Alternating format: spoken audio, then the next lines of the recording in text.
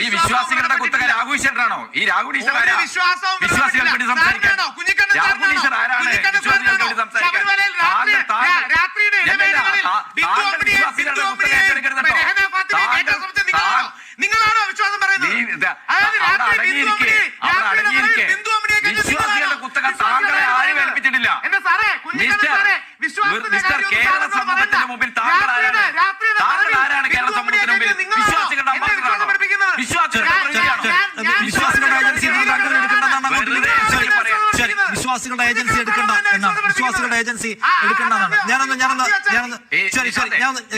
ഇദ്ദേഹത്തെ പോലെ ഒരാളെ ഇരുത്തി ചർച്ച ചെയ്യാൻ ഞങ്ങളില്ല. പ്ലീസ് ആരാണ് കേരളത്തില്?